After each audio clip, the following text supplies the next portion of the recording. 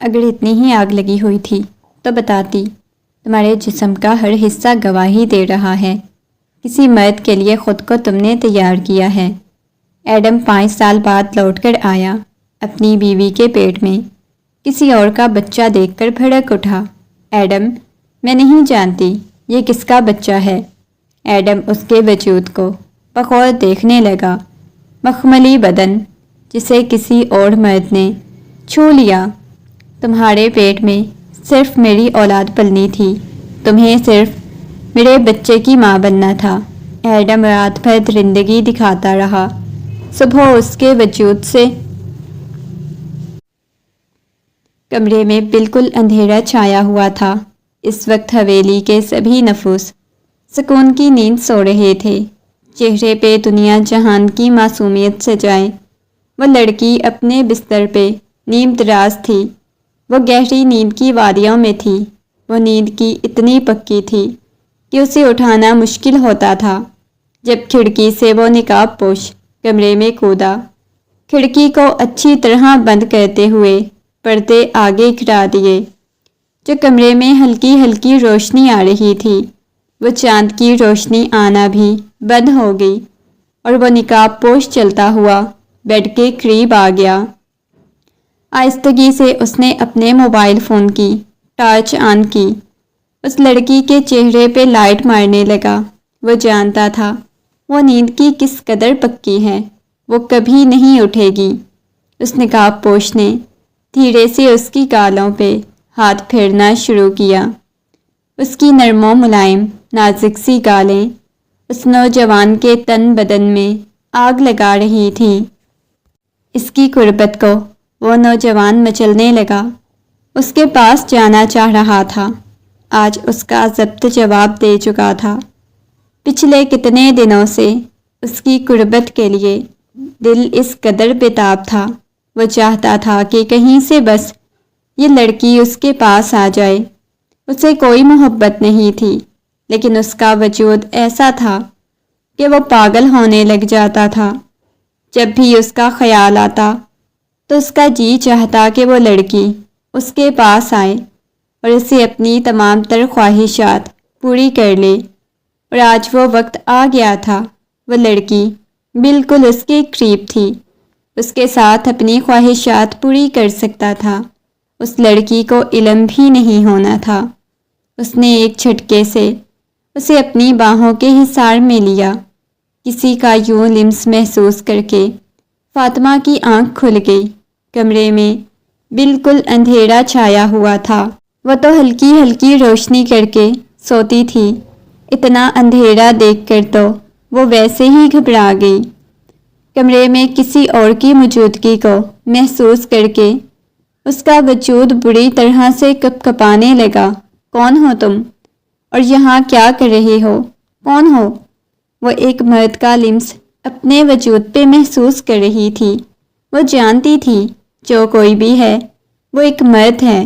اتنی رات کو اپنے کمرے میں ایک مرد کی موجودگی کا احساس اس کی جان نکال رہا تھا۔ وہ دھیرے دھیرے اس کے وجود پہ ہاتھ پھیرنے لگا۔ رفتہ رفتہ اس کی گستاخیاں بڑھتی جا رہی تھیں۔ اب کی بار فاطمہ نے محسوس کیا کہ وہ اپنے لب اس کی گردن پہ رکھ چکا ہے، جا بجا اس کی گردن کو چومتا ہوا۔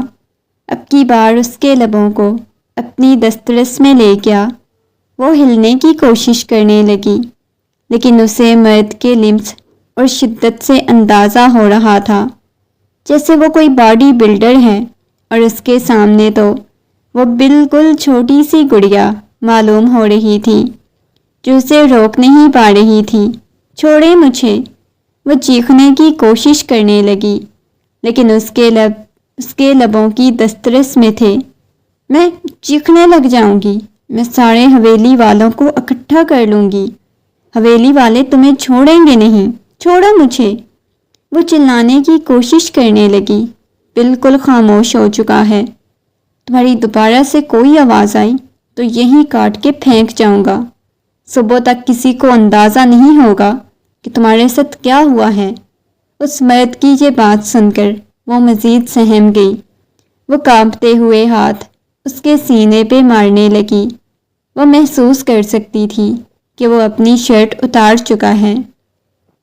تم کیا کرنے لگے ہو؟ اس نے گھبراتے ہوئے کہا۔ وہ کمرہ ساؤنڈ پروف تھا اور اس کی آواز کبھی بھی کمرے سے باہر نہیں جا سکتی تھی، اور وہ تو ساری کھڑکیوں کو اچھی طرح بند کر کے اس کے پاس آیا تھا۔ جیسے ہی اس کے سینے پہ مکہ رسید کیا تو شخص نے فاطمہ کے ہاتھ کو پکڑ کر اپنے سینے پہ رکھا، اس کے ہاتھ کو اپنے دل کی دھڑکن پہ رکھا۔ اس مرد کی دھڑکن محسوس کر سکتی تھی، لیکن فاطمہ کی جان نکلی جا رہی تھی۔ ایک غیر مرد کو اتنی رات کو اپنے قریب دیکھ کر جو اس کی عزت کا دشمن بنا ہوا تھا، اگلے ہی لمحے وہ فاطمہ کے بالوں میں انگلیاں پھنساتا ہوا فاطمہ کے چہرے کو اپنے قریب کر گیا۔ اس کی سانسوں کی تپش فاطمہ کے چہرے کو جھلسانے لگی۔ وہ ایک دفعہ پھر سے فاطمہ کے لبوں پہ دسترس حاصل کر چکا تھا۔ فاطمہ کا پورا وجود کانپنے لگا۔ وہ اسے دور کرنے کی کوشش کرنے لگی۔ اب کی بار فاطمہ کو احساس ہوا تھا وہ مرد اس قدر ظالم ہے۔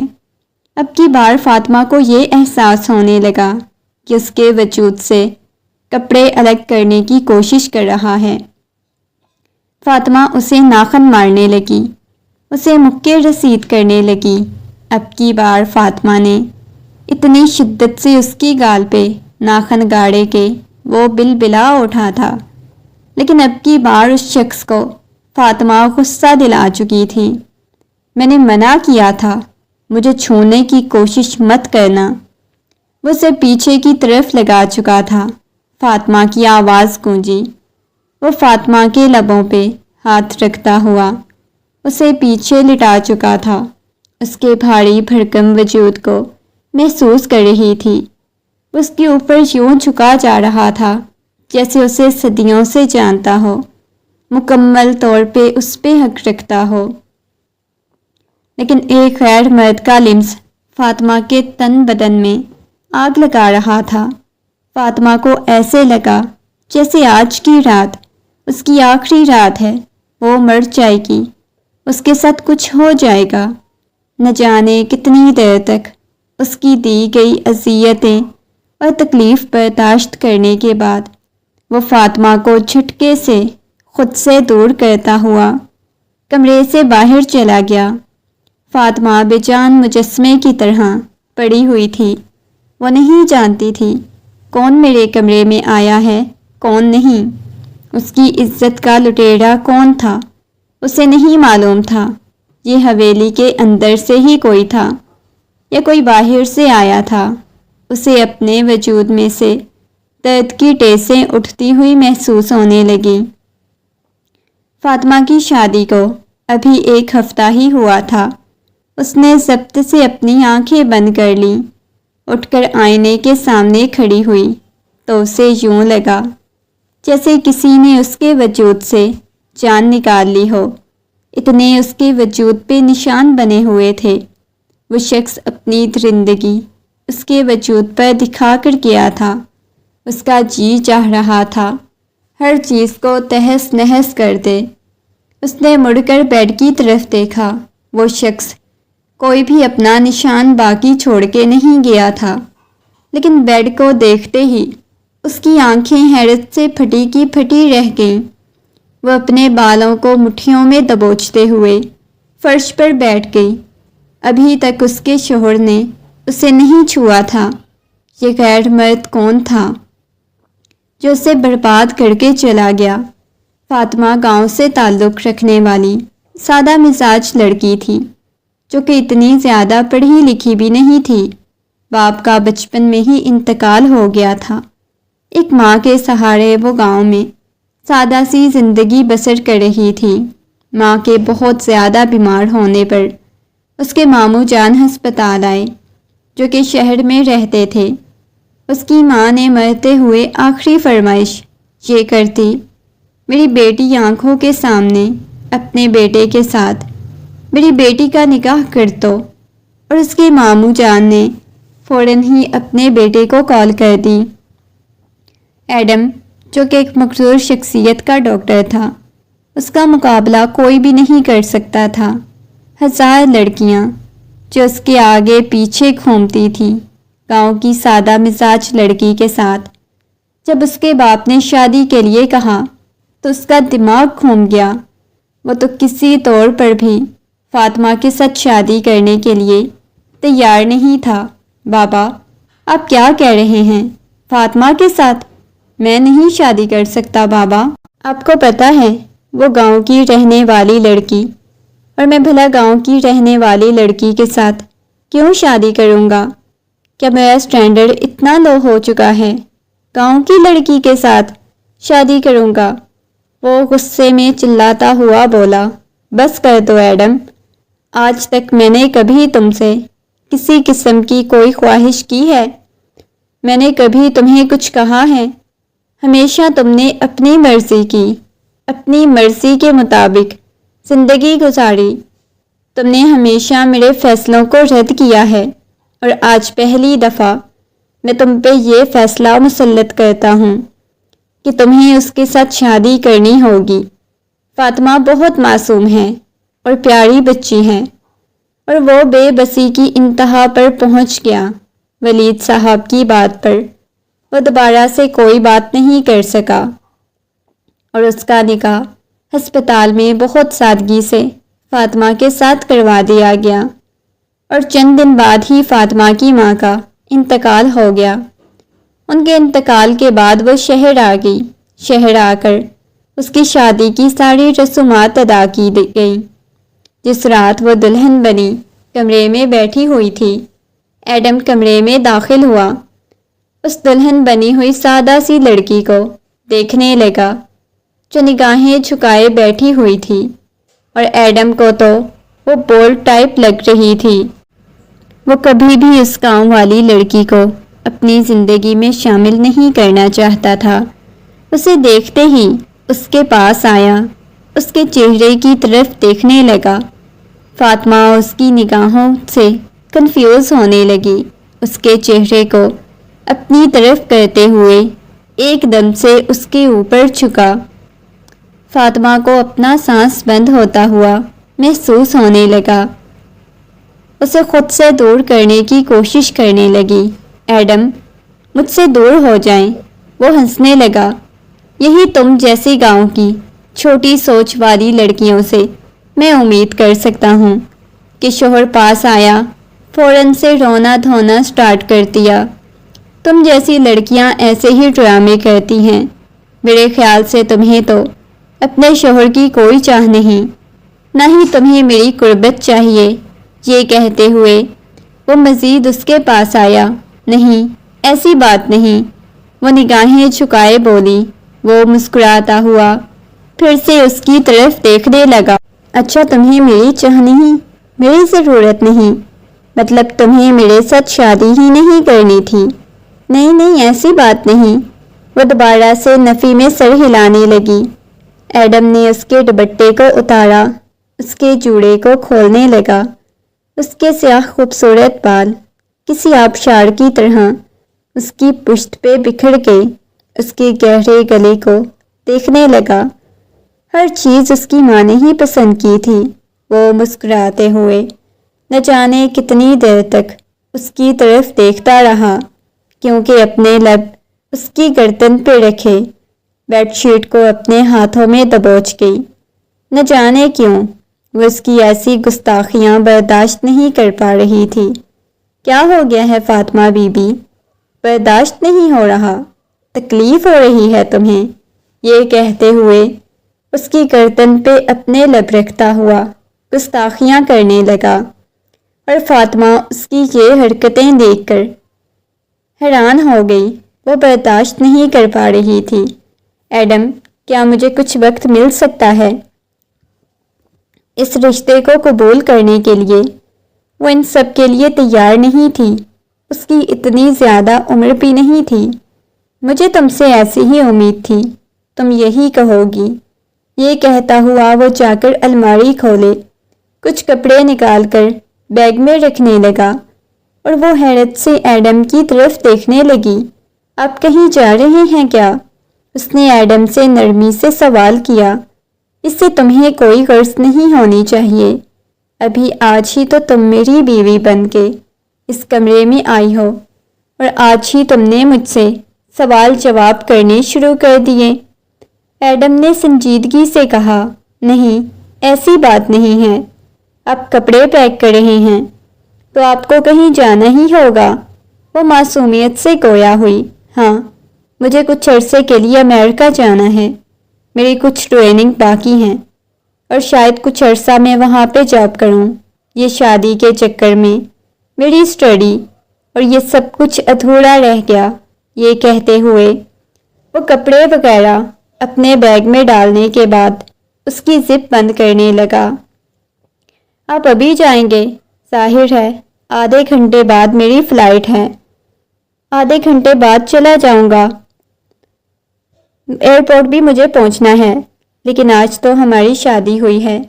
وہ دوبارہ سے معصومیت سے گویا ہوئی، آج نہیں ہوئی، ایک ہفتہ پہلے ہمارا نکاح ہو چکا تھا۔ یہ کہتے ہوئے ایک دفعہ بھی اس نے مڑ کے اس معصوم لڑکی کی طرف نہیں دیکھا۔ اتنے ٹائم میں اس سنگ دل پہ وہ دل ہار بیٹھی، اسے محبت کر بیٹھی، اور وہ یوں اسے بے دردی سے چھوڑ کر چلا گیا۔ اس کے دل میں درد کی ٹیسیں اٹھنے لگیں۔ وہ وہیں پہ روتے ہوئے بیٹھ گئی۔ وہ نہیں جانتی تھی ابھی اس کے ساتھ مزید کیا ہونے والا ہے۔ وہ فرش پہ بیٹھتی چلی گئی۔ جب کمرے کا دروازہ کھلا تو ریحان کمرے میں داخل ہوا۔ ریحان کو دیکھتے ہی وہ جلدی سے اپنے آنسو صاف کرنے لگی۔ فاطمہ، یہ ایڈم کہاں چلا گیا ہے؟ اس نے ریحان کو دیکھا اور نفی میں سر ہلایا۔ مجھے نہیں پتا کہاں گئے ہیں، وہ جان کر انجان بنتے ہوئے بولی۔ تمہاری ایڈم بھائی کے ساتھ کوئی بات ہوئی ہے کیا؟ کوئی لڑائی ہوئی ہے کیا؟ نہیں، ایسا تو کچھ بھی نہیں ہوا۔ وہ آتے ہی کمرے میں اپنا بیگ پیک کر کے چلے گئے ہیں۔ اس نے ریحان کو ساری حقیقت نہیں بتائی۔ اچھا ٹھیک ہے، بابا جان ان سے پوچھ لیں گے، آپ کو پریشان ہونے کی ضرورت نہیں ہے، اٹھے۔ نیچے سے ریحان نے اسے اپنائیت سے فرش سے اٹھایا۔ دیکھیں بھابی، آپ کو پتہ ہے ایڈم بھائی اس رشتے کو قبول کرنے کے لیے تیار نہیں تھے۔ ہاں، اگر بابا جان مجھے آفر کرتے آپ کے ساتھ شادی کرنے کے لیے تو میں ضرور مان جاتا، وہ مسکراتے ہوئے بولا۔ اس کی بات سن کر وہ فوراً ہی ریحان کے ہاتھ سے اپنا ہاتھ پیچھے کھینچ گئی۔ اوہو بھابی جان، مذاق کر رہا ہوں، آپ تو غصہ ہی کر گئی ہیں۔ لیکن ایڈم بھائی تھوڑے غصے کے تیز ہیں، لیکن برے نہیں ہیں، بہت اچھے ہیں ایڈم بھائی، آپ کو پریشان ہونے کی ضرورت نہیں ہے۔ ریحان نے اسے سمجھانے کے لیے کہا، آپ چینج کر لیں، میں آپ کے کچھ کھانے کے لیے لے کے آتا ہوں یا ملازمہ کو دے بھیجتا ہوں، بلکہ میں خود ہی لے کے آؤں گا۔ اب ظاہر ہے ہم نے اس گھر میں ایک ساتھ رہنا ہے تو دوستی تو کرنی پڑے گی نا۔ وہ مسکراتے ہوئے بولے جا رہا تھا، لیکن اس کی باتوں میں کسی قسم کا کوئی انٹرسٹ نہیں تھا۔ ریحان کا ایڈم سے دھیان ہٹانا چاہتا تھا۔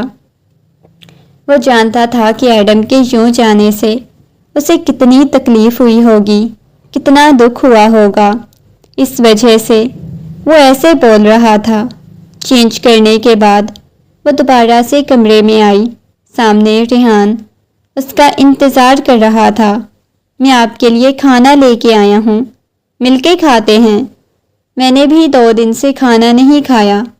میں تو اتنا زیادہ خوش تھا کہ ایڈم کی آپ کے ساتھ شادی ہو رہی ہے۔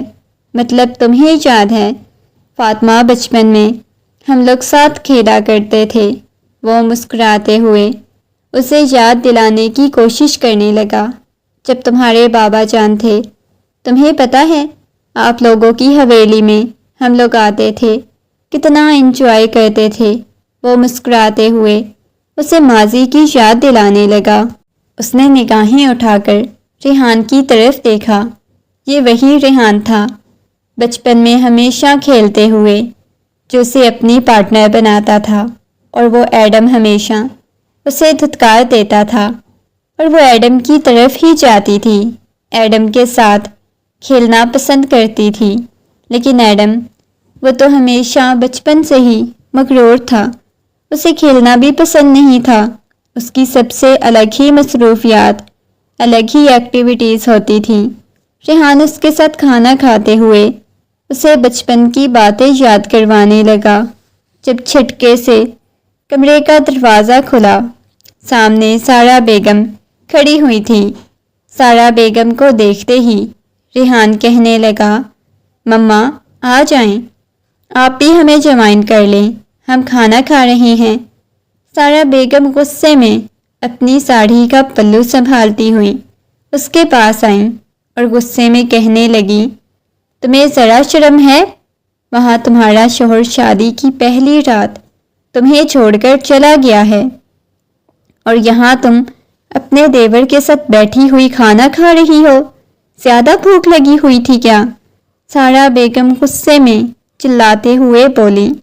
ان کی بات سن کر وہ سہم گئی۔ وہ ممانی جان، وہ ریحان کھانا لے کے آیا تھا۔ وہ معصومیت سے بولی، ریحان لے کے آیا تھا؟ پوچھا بھی ہے تم نے؟ تمہارا شوہر کیوں چھوڑ کے گیا ہے؟ وہ دوبارہ سے غصے میں بولی۔ وہ نگاہیں جھکا گئی، اس کے حلق میں کھانا اٹک گیا، جسے نہ اگل پا رہی تھی نہ نگل پا رہی تھی۔ سارا بیگم کی خونخوار نگاہیں وہ اپنے وجود پہ محسوس کر رہی تھی۔ کیا میں نے تم سے پوچھا ہے؟ تمہیں میری بات کی سمجھ نہیں آئی؟ وہ غصے میں چلاتے ہوئے بولی۔ مما کیا ہو گیا ہے؟ آپ ایڈم بھائی کے بارے میں اچھی طرح جانتی ہیں، کسی وقت کوئی بھی فیصلہ کر لیتے ہیں، کسی کو کچھ بتاتے بھی نہیں ہیں۔ آپ تو ان کی ماں ہیں، بابا ان کے باپ ہیں، میں ان کا بھائی ہوں۔ اگر انہوں نے ہمیں نہیں بتایا تو یہ آج کی آئی ہوئی لڑکی کو وہ کیوں کچھ بتائیں گے؟ آپ بلا وجہ اس پہ چلا رہے ہیں۔ ریحان نے سائڈ لینا چاہی۔ نہ جانے اس لڑکی کے آتے ہی تم باپ بیٹے کے دماغ میں خراب ہو چکے ہیں۔ یہ لڑکی، انہوں نے ایک جھٹکے سے فاطمہ کے بازو سے پکڑ کر اسے کھڑا کیا۔ فاطمہ کی آنکھوں میں سے آنسو بہنے لگے۔ اب کیا کر رہی ہیں؟ وہ ڈرتے ہوئے بولی۔ مما کیا ہو گیا ہے؟ چھوڑیں۔ اس نے نرمی سے سارا بیگم کے ہاتھ سے اس کا ہاتھ چھڑایا۔ سارا بیگم نے غصے میں زوردار تماچا رسید کیا۔ اپنی بھابھی کے ساتھ کیوں فری ہوتے ہوئے تمہیں ذرا شرم نہیں آتی؟ وہ غصے میں چلاتے ہوئے بولی۔ مما ایک تو مجھے آپ کی سمجھ نہیں آتی، اب کیا چاہتی ہیں؟ وہ ان کا بازو پکڑتے ہوئے انہیں کمرے سے لے کر باہر چلا گیا۔ مسلسل دروازے پہ ہوتی بیل کی آواز سن کر بمشکل اپنی آنکھیں کھولتا ہوا ریحان کمرے سے باہر آیا، دروازہ کھولا۔ سامنے کھڑے ہوئے ایڈم کو دیکھ کر سیان کی پیشانی پہ بل نمودار ہوئے۔ ایڈم، تم یہاں؟ تمہاری تو کل شادی ہوئی تھی نا؟ وہ بمشکل اپنی آنکھوں کو مسلتے ہوئے بولا، لیکن وہ اس کی بات کو اگنور کرتا ہوا اپنا بیگ گھسیٹتا ہوا فلیٹ کے اندر داخل ہو گیا۔ یار تو یہاں کیا کر رہا ہے؟ تجھے تو اپنی بیگم کے پاس ہونا چاہیے تھا۔ کون سی بیگم؟ کیسی بیگم؟ زیان، تجھے پتہ بھی ہے میں کیسا ہوں، مجھے کیسی لڑکیاں پسند ہیں۔ بابا نے گاؤں کی اپنی بھانجی کے ساتھ میری شادی کرتی، جب بالکل میرے سٹینڈرڈ کی نہیں، میں بالکل بھی اس کے پاس نہیں جاؤں گا۔ زیان حیرت سے اس کی طرف دیکھنے لگا۔ اچھا، پہلی رات اپنی بیوی کو چھوڑ کے آ گئے ہو؟ دماغ خراب ہو گیا ہے تمہارا؟ پھر تو تم نے سہاگ رات بھی نہیں منائی ہوگی۔ وہ شرارتی انداز میں بولا۔ زیان، بکواس بند کرو۔ وہ صوفے پر گرنے والے انداز میں بیٹھ گیا، صوفے کی بیک سے ٹیک لگا گیا۔ لگتا ہے اب میں تیرے لیے کافی بناؤں، یہ کہتا ہوا زیان کچن کی طرف چلا گیا اور ساتھ ساتھ اس کے ساتھ باتیں لگا ہوا تھا۔ ویسے مجھے بالکل اندازہ نہیں تھا تم ایسے چلے آؤ گے، کم از کم تمہیں اس معصوم سی لڑکی کا تو خیال کرنا چاہیے تھا۔ تمہیں پتہ ہے گاؤں کی لڑکیاں کس قدر معصوم ہوتی ہیں؟ سب جانتا ہوں کون کتنی معصوم ہوتی ہے۔ میں بالکل بھی انہیں معصوم نہیں مانتا، مجھے تو اس قدر تیز اور چالاک لگتی ہیں، بس معصومیت کا ڈھونگ رچاتی ہیں۔ نہ جانے کتنی دیر تک باتیں کرتے رہے۔ اس کے سامنے کافی رکھنے لگا۔ کیا تمہاری آنکھوں میں تم مجھے کہیں نہ کہیں نظر آ رہا ہے کہ تم خود سے دوڑ بھاگ کے آئے ہو؟ اس لڑکی سے دوڑ بھاگ کے نہیں آئے، کیونکہ ابھی بھی تمہیں اس کی چاہ ہے۔ تمہاری آنکھوں میں واضح طور پہ یہ بات نظر آ رہی ہے۔ اس نے فوراً سے نگاہیں چرائیں۔ نہیں، ایسی کوئی بات نہیں ہے زیان، وہ کافی کا سپ لیتے ہوئے بولا۔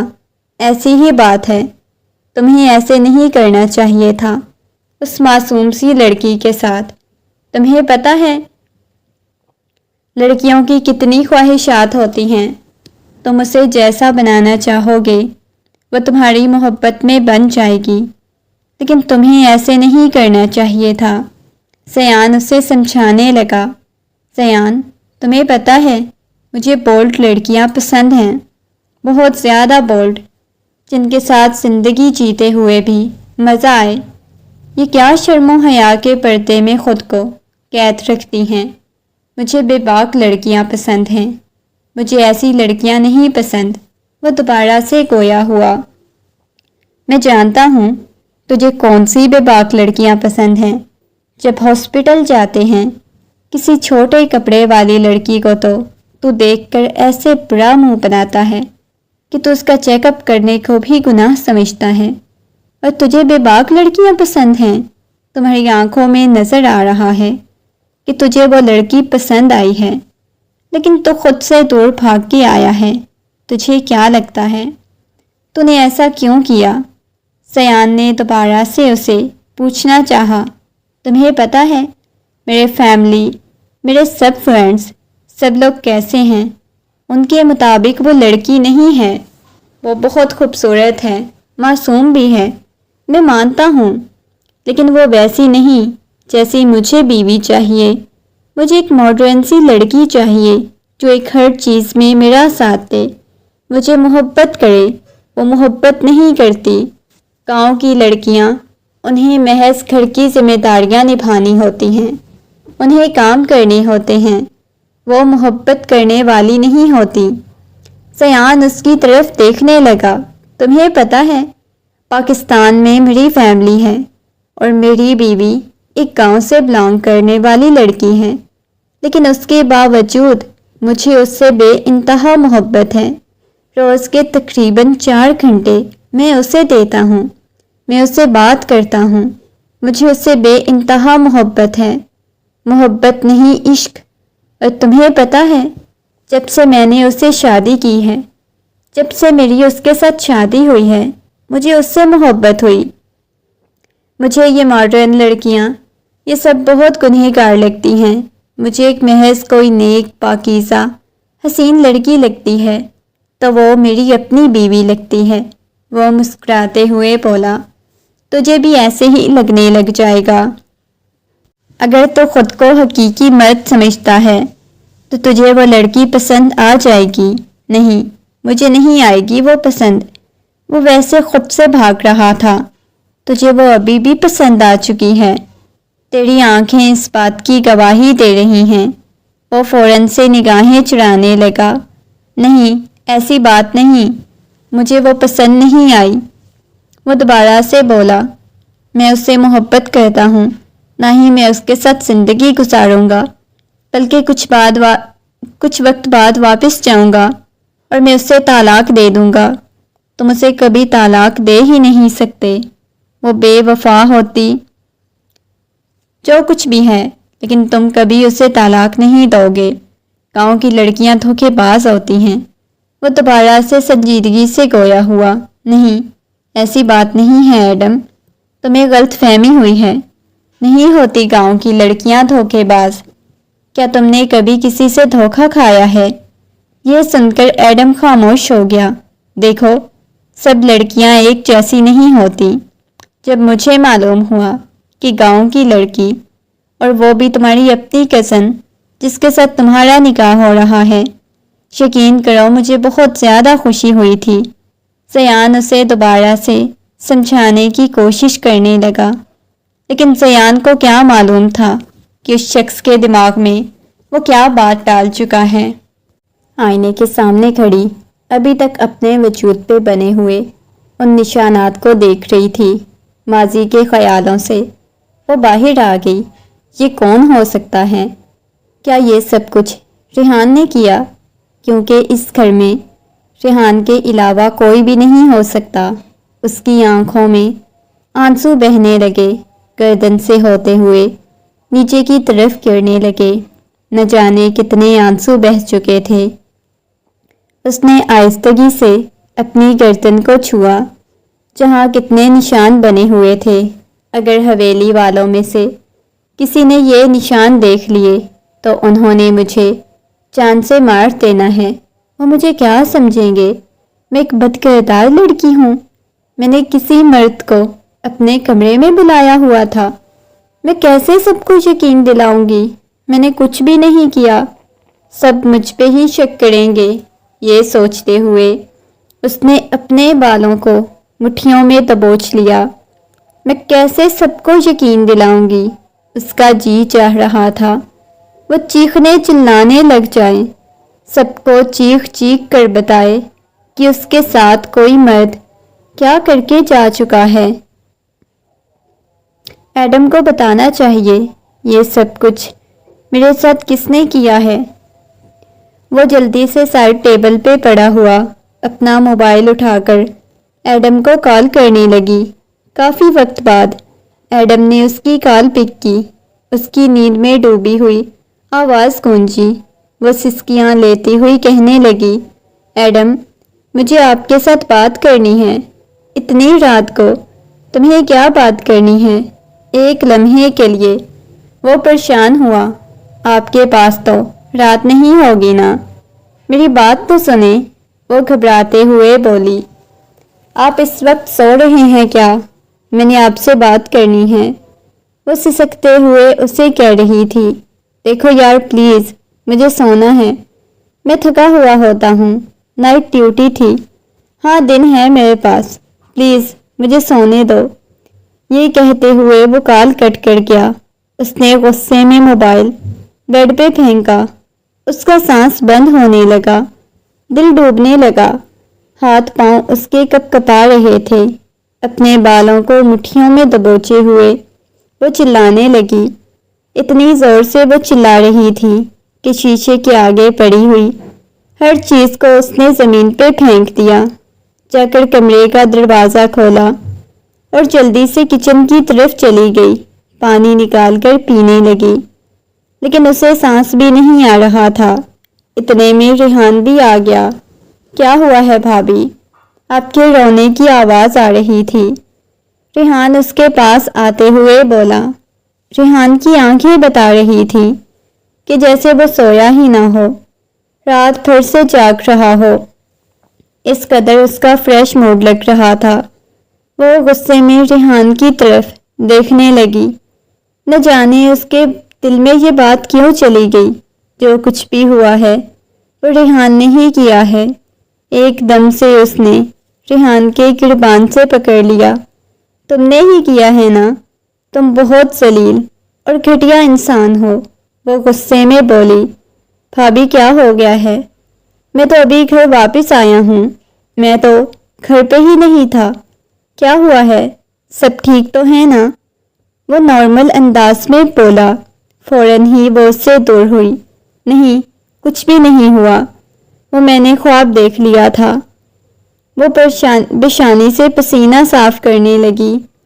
اس قدر وہ پینک ہو چکی تھی، اسے سانس بھی نہیں آ رہی تھی۔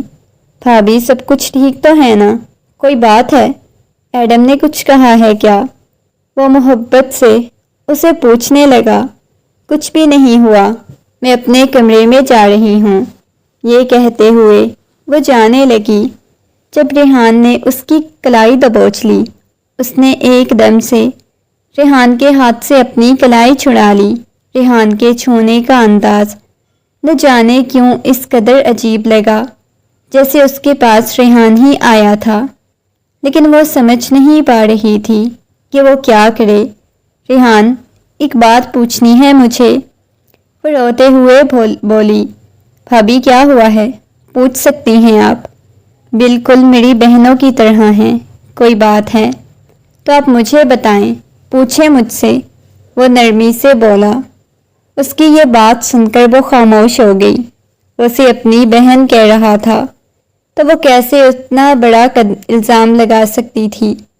کوئی اور بھی تو ہو سکتا تھا۔ یہ سوچتے ہوئے وہ جلدی سے اسے دور ہوتی ہوئی کمرے میں آ گئی، لیکن وجود سے اٹھتی ہوئی درد کی ٹیسیں۔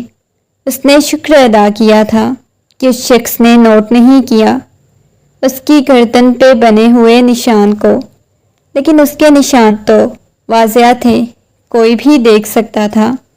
پھر یہ ریحان کو نظر کیوں نہیں آئے؟ ریحان نے اس بارے میں سوال کیوں نہیں کیا؟ ایک دفعہ پھر سے ریحان اس کی نگاہوں میں مشکوک بن گیا۔ ایک دفعہ پھر سے نفرت بھرے انداز میں وہ ریحان کے بارے میں سوچنے لگی، کیا ریحان نے یہ سب کچھ میرے ساتھ کیا ہے؟ وہ واپس کمرے میں آتے ہوئے دوبارہ سے اس بارے میں سوچنے لگی۔ رات بھر وہ روتی رہی۔ 2 دن اسے بہت تیز بخار رہا۔ ایڈم نے کال کر کے اس کے بارے میں پوچھا بھی نہیں تھا۔ پہلے تو ضرور دن میں 1 دفعہ کال کرتا۔ ولید صاحب نے اسے سختی سے بولا ہوا تھا، تمہاری بیوی، اس سے بات کیا کرو، لیکن وہ بیزار ہو کر کال کٹ کرتا۔ بادل گرج رہے تھے، ہلکی ہلکی بارش برس رہی تھی۔ وہ لان میں بیٹھی ہوئی آسمان کی طرف دیکھ رہی تھی۔ اتنی آہستگی سے آسمان برس رہا تھا، لیکن اس سے زیادہ آنسو اس کی آنکھوں میں سے بہہ رہے تھے۔ ٹھنڈ سے وہ کپکپا رہی تھی، لیکن اس کے باوجود وہ لان میں بیٹھی ہوئی تھی۔ فاطمہ، تم یہاں کیا کر رہی ہو؟ اپنے نام کی پکار سن کر اس نے پیچھے دیکھا تو جھولے کے پیچھے ریحان کھڑا ہوا تھا۔ ریحان کو دیکھتے ہی اس نے جلدی سے اپنے کندھوں پہ اپنی چادر سیٹ کی۔ کچھ نہیں، بس ویسے ہی دل گھبرا رہا تھا تو باہر آ گئی۔ دل اداس تھا تو مجھے بتا دیتی، میں آپ کا دل ٹھیک کر لیتا، وہ آنکھ کا کونا دباتے ہوئے بولا۔ ریحان کی ایسی بات سن کر ایک دفعہ پھر سے اس کی نگاہوں میں مشکوک ہو گیا۔ مجھے ایڈم کو بتانا چاہیے، شاید یہ سب کچھ ریحان نے ہی کیا ہے۔ اگر کل کو ایڈم نے مجھ پہ الزام لگایا کہ میں نے جان بوجھ کر کسی مرد کے ساتھ، اسے آگے وہ سوچ بھی نہیں پائی۔ کیا ہوا ہے؟ سب ٹھیک تو ہے؟ آپ اتنی زیادہ پریشان کیوں لگ رہی ہیں؟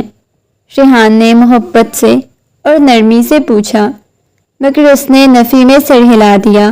نہیں، کچھ بھی نہیں ہوا۔ یہ کہتے ہوئے وہ اپنی چادر سیٹ کرتی ہوئی وہاں سے اٹھ گئی۔ وہ نہیں چاہتی تھی کہ اس کے وجود پہ بنے ہوئے نشانات کو کوئی بھی دیکھے۔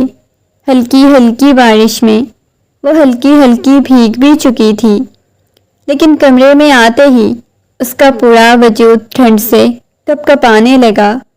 کمبل میں گھستے ہوئے وہ ایک دفعہ پھر سے تکیے میں منہ چھپائے رونے لگی۔ روتے روتے نہ جانے کب نیند کی وادیوں میں چلی گئی۔ رات کا نہ جانے کون سا پہر تھا۔ فاطمہ کو اپنے وجود پہ کسی کے چلتے ہوئے ہاتھ محسوس ہونے لگے۔ ویسا ہی لمس، وہی انداز، وہی کان میں سرگوشیاں، وہی گرم سانسیں محسوس کر کے وہ ایک دم سے اٹھ کر بیٹھ گئی۔ خبردار، جو تم نے آج مجھے چھونے کی کوشش کی، میں ایڈم کے تمہارے بارے میں بتا دوں گی۔ ایڈم تمہیں زندہ نہیں چھوڑے گا۔ میں صرف ایڈم سے محبت کرتی ہوں، خدا کے لیے مجھے اس کے قابل رہنے دو، ایسا مت کرو۔ ایڈم مجھے طلاق دے دے گا، وہ مجھے اپنی زندگی سے نکال دے گا۔ ایڈم، اگر تمہیں اپنی زندگی میں قبول ہی نہ کرنا چاہیے تو پھر کیا کرو گی؟ وہ اس کے بالوں کو اپنی مٹھیوں میں دبوچتا ہوا لبوں پہ چھپ گیا۔ وہ اس کا جواب بھی نہیں دے پائی، اور وہ اتنی شدت سے اس کے اوپر جھکا ہوا تھا کہ اس کا خون بھی اس کی سانسوں میں کھلنے لگا۔ جیسے ہی وہ اس سے دور ہوا، فاطمہ گہرے گہرے سانس لینے لگی۔ تم کیوں میری عزت کی دھجیاں اڑا رہے ہو؟ اگر تم نے گھر میں کسی کو بھی میرے بارے میں بتانے کی کوشش کی تو یاد رکھنا، فرات تمہاری زندگی کی آخری رات ہوگی، کیونکہ تمہاری بات پر اس حویلی میں سے کسی نے بھی یقین نہیں کرنا۔ وہ بہت ہی آہستگی سے بول رہا تھا، اور وہ پہچان بھی نہیں پائی کہ آواز کس کی ہے۔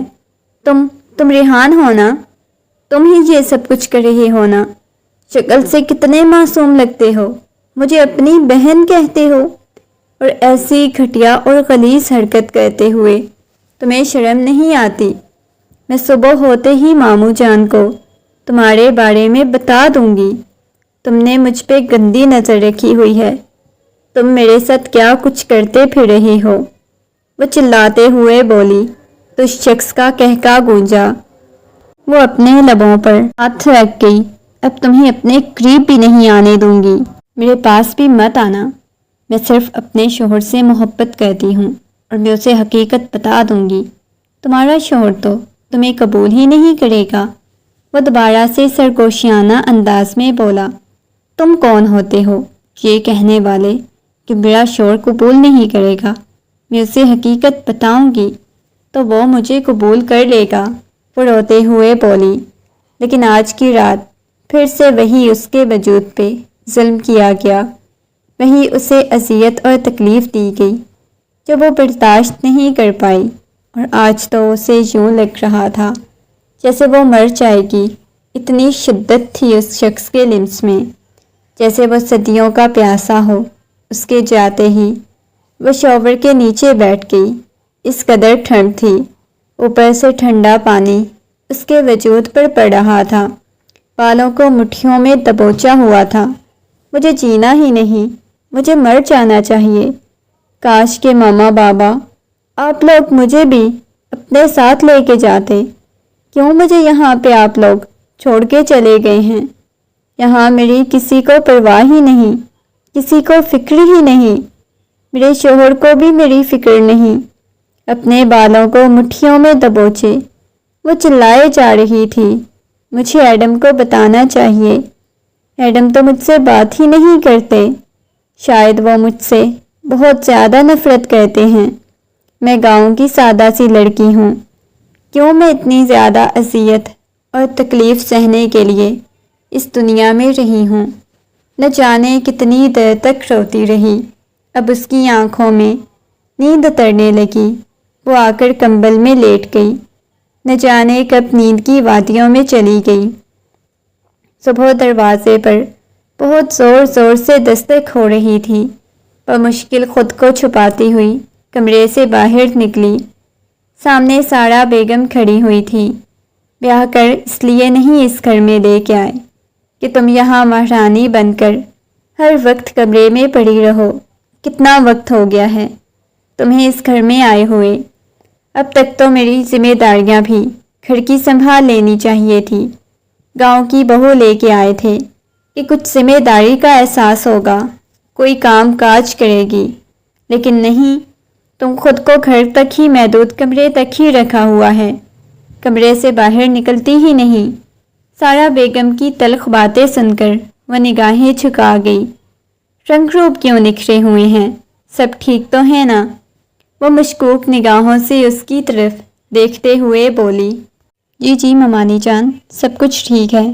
وہ زبردستی اپنے چہرے پہ مسکراہٹ سجاتے ہوئے بولی، لیکن اس کا دل خون کے آنسو رو رہا تھا۔ اچھا ٹھیک ہے، کبھی کمرے سے باہر بھی نکل آیا کرو۔ اب کی بار سارا بیگم کا رویہ نرم ہوا تھا۔ اس نے اس بات میں سر ہلا دیا۔ دن گزرتے جا رہے تھے، اور ایسا تو 3 بار ہو چکا تھا۔ اب تو اسے اپنے وجود سے نفرت ہونے لگی تھی۔ جب بھی وہ اکیلی ہوتی رو رو کر اپنی بہت بری حالت بنا لیتی۔ وہ یہ چاہتی تھی کہ وہ واپس آ جائے، اسے سب کچھ بتائے۔ ایڈم اس کے ساتھ ٹھیک سے بات نہیں کرتا۔ وہ جب بھی کوئی ایسی بات بتانے کی کوشش کرتی، اسے پہلے ہی ایڈم کال کٹ کر دیتا۔ اسے یہ لگ رہا تھا ایڈم اس کے ساتھ بات ہی نہیں کرنا چاہتا، اسے اپنی زندگی سے نکال دینا چاہتا ہے۔ پچھلے کچھ دنوں سے اپنی طبیعت بہت زیادہ خراب محسوس ہو رہی تھی۔ اپنے وجود میں ایک عجیب سی تبدیلی محسوس کر رہی تھی۔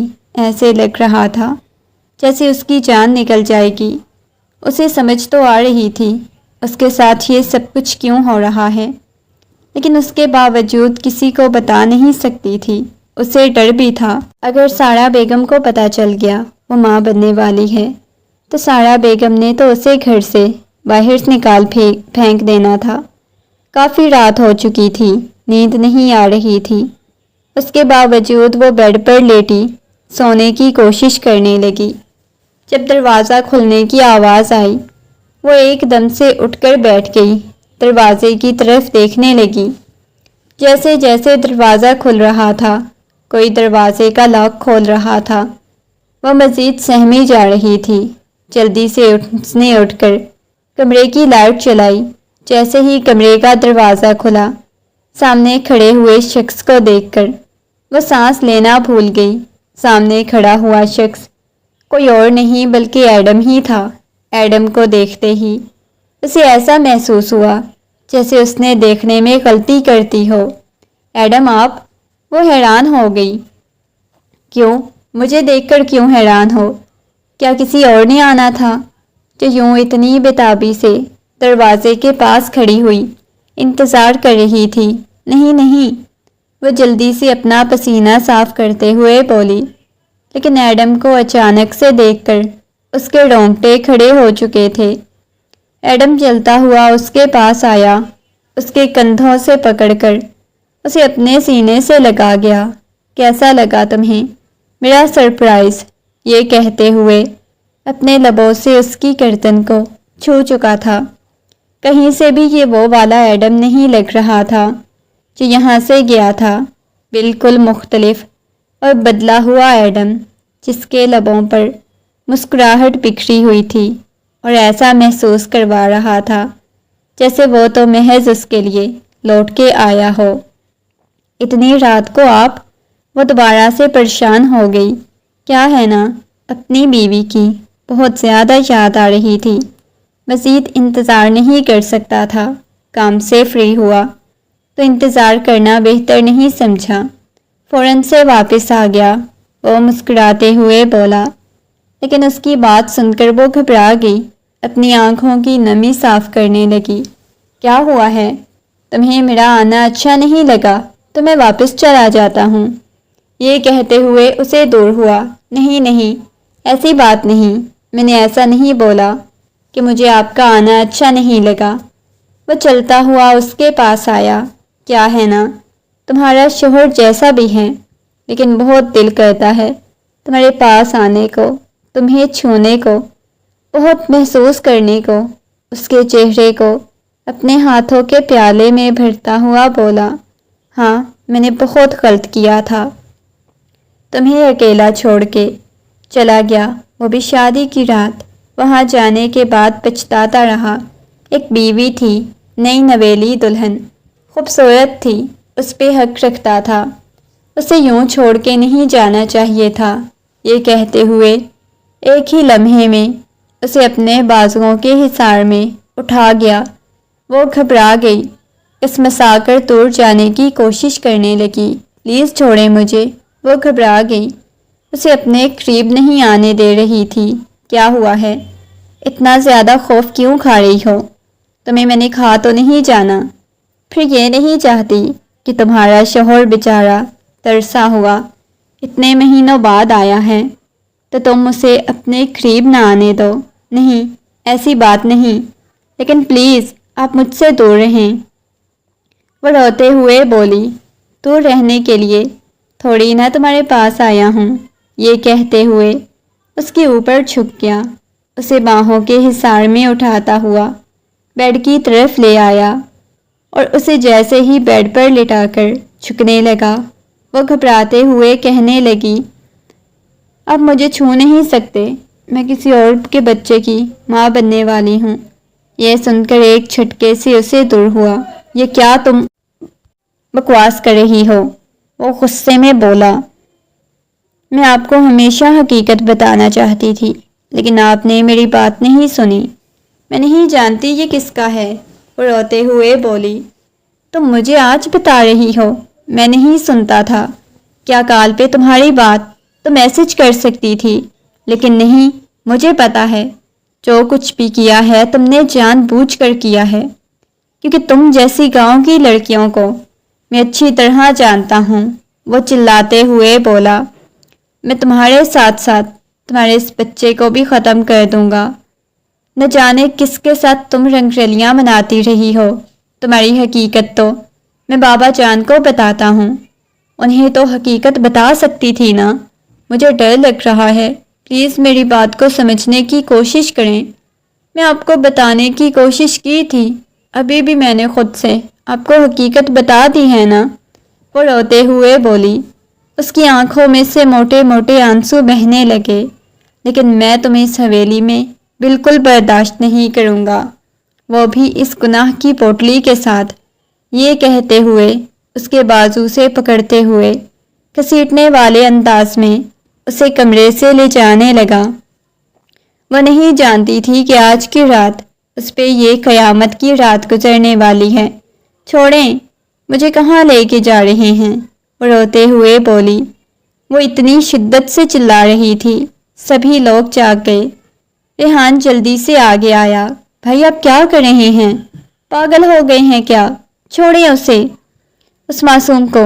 ریحان اس کا بازو چھڑانے لگا۔ اگر آپ کو فرصت مل گئی، آنے کا ٹائم مل گیا، تو آتے ہی یہ سب کچھ کریں گے، چھوڑیں اسے۔ یہ کہہ کر ریحان نے اس کا بازو چھڑایا۔ وہ بالکل سہم گئی۔ تمہیں معلوم بھی ہے اس لڑکی نے میری غیر موجودگی میں کیا کارنامہ سر انجام دیا، اور تم سب لوگ کہاں تھے؟ کیا تم لوگوں کو اس کی حرکتیں نظر نہیں آ رہی تھیں؟ یہ گھر میں کیا گل کھلاتی پھر رہی ہے؟ کم از کم آپ لوگوں کو تو دیکھنا چاہیے تھا، میری عزت کی دھچیاں اڑا رہی ہے۔ وہ چلاتے ہوئے بولا، بس کر دے بھائی، فضول بکواس کرنا۔ ولید صاحب کو بھی غصہ آ گیا۔ یہ کیا تم فضول بکواس کر رہے ہو؟ غصے میں چلاتے ہوئے کہنے لگے، بابا آپ کو اپنی اس چہیتی بھتیجی کے بارے میں کچھ پتا بھی ہے؟ اس نے کیا گل کھلائے ہیں؟ ریحان خونخوار نگاہوں سے اپنے بھائی کی طرف دیکھ رہا تھا۔ یہ کسی اور کے بچے کی ماں بننے والی ہے، وہ آنکھیں بند کرتا ہوا نگاہیں چراتا ہوا بولا۔ ریحان کے لبوں پر مسکراہٹ بکھر گئی۔ کیا بولا تم نے؟ ہاں میں سچ کہہ رہا ہوں، اور میں اسے ایک لمحے کے لیے برداشت نہیں کروں گا۔ ٹھیک ہے پھر طلاق دے دیں، ابھی کی ابھی۔ یہ سن کر وہ حیرت سے، جہاں اس کے ماموں جان ہیں سنبھال لیں گے، سیدھا بتائیں ذمہ داری سے بھاگنا چاہتے ہیں، ورنہ میں نہیں ایسی بات پہ یقین کر سکتا، کبھی بھی وہ ایسا قدم نہیں اٹھا سکتی۔ فاطمہ، ولید صاحب کہنے لگے، ہاں مجھے بھی اپنی بھانجی پہ یقین ہے، وہ کبھی بھی ایسا قدم نہیں اٹھا سکتی۔ کیوں؟ اس پہ آتے ہی تم لوگ الزام لگانے لگے۔ ماموں جان یہ سچ کہہ رہے ہیں، روتے ہوئے بولی۔ یہ سن کر انہیں اپنے کانوں پہ یقین نہیں آیا۔ لیکن ماموں جان میں آپ کو حقیقت بتانا چاہتی تھی، مجھے خود نہیں معلوم یہ کس کا ہے۔ میری غلطی ہے کہ میں نے آپ لوگوں کو حقیقت نہیں بتائی۔ میں نے ہمیشہ ایڈم کو حقیقت بتانے کی کوشش کی، لیکن ایڈم نے کبھی میری بات نہیں سنی، روتے ہوئے بولی۔ روتی ہوئی لڑکی کو دیکھ کر گر کر بے ہوش ہو گئی۔ ایڈم نے اسے اپنی باہوں میں اٹھا لیا۔ فاطمہ آنکھیں کھولو۔ فاطمہ بے ہوشی کی حالت میں چلی گئی۔ ریحان ہنستا ہوا کہنے لگا، جب جانتے ہو کہ یہ بچہ تمہارا ہے تو کیوں اس پہ الزام لگانے کی کوشش کر رہے ہو؟ ریحان کی بات سن کر اسے اپنی باہوں میں اٹھاتا ہوا کمرے میں لے کے آ گیا۔ وہ تڑپ اٹھا تھا، اس کی بے ہوشی پر اس کی گال کو تھپ تھپا رہا تھا۔ آنکھیں کھولو۔ اس نے کمرے کا دروازہ بند کیا۔ کافی، ریحان نے کہا۔ وہ بچہ بھی اس کا ہے، لیکن حقیقت کوئی نہیں جانتا تھا۔ یہ بچہ کیسے ہو سکتا ہے؟ وہ تو اتنے عرصے بعد واپس آیا، نہ جانے کتنی دیر بعد اسے ہوش آئی۔ اسے اپنے حصار میں قید کیے ہوئے اس کی پیشانی کو چومے جا رہا تھا۔ ایڈم اپنے اتنا قریب دیکھ کر، یوں محبت کرتا ہوا دیکھ کر وہ ٹھٹک گئی۔ لمس وہی انداز۔ وہ کچھ پریشان ہو گئی۔ اسے سمجھ نہیں آ رہی تھی وہ کیا کرے۔ خود کو اس کے حصار میں دیکھ کر، وہ آپ تھے نا ایڈم؟ وہ سانس لینا بھول گئی۔ ہاں، وہ میں ہی تھا۔ نہ جانے کیوں تمہارے دل بے چین ہونے لگ گیا تھا، لیکن انا تمہارے پاس نہیں آنے دے رہی تھی۔ انا کہتی تھی تمہیں قبول نہ کروں، اس وجہ سے میں نے یہ سب کچھ کیا، لیکن اب میں شرمندہ ہوں۔ مجھے تمہارے ساتھ ایسا نہیں کرنا چاہیے تھا۔ اس کی آنکھوں میں سے آنسو بہنے لگے۔ یہ سب ڈیزرو ہی نہیں کرتی تمہارے چہرے کی معصومیت آنکھوں میں سے۔ جب تم مجھے یہ کہتی تھی کہ تم صرف اپنے شوہر کی ہو، اپنے شوہر سے محبت کرتی ہو، تب تو دل تمہاری محبت کے جذبات جاگتے تھے، لیکن اس کے باوجود نہ جانے کس سے بھاگتا تھا۔ ابھی تمہارے بے ہوش ہونے پہ جو تکلیف میں نے اپنے سینے میں محسوس کی، مجھے اندازہ ہوا ہے جس محبت میں میں بھاگ رہا تھا وہ حد سے بڑھ چکی ہے۔ اس پہ میرا اپنا کنٹرول نہیں رہا۔ یہ کہتے ہوئے اسے اپنے سینے سے لگا لیا۔ میں ساری زندگی تمہارے ساتھ کیے گئے اس ظلم کی تلافی کروں گا۔ شاید تم سے بہت شدید محبت کر بیٹھا ہوں۔ یہ کہتے ہوئے اس کی پیشانی کو ایک دفعہ پھر سے شدت سے چوم گیا۔ فاطمہ نہ جانے کتنی دیر تک اس کے سینے میں اپنا منہ چھپائے بچوں کی طرح روتی رہی، اور اب اسے رونے دینا چاہتا تھا تاکہ وہ جتنا رونا چاہتی ہے رو لے، دوبارہ کبھی اسے رونے نہیں دے گا۔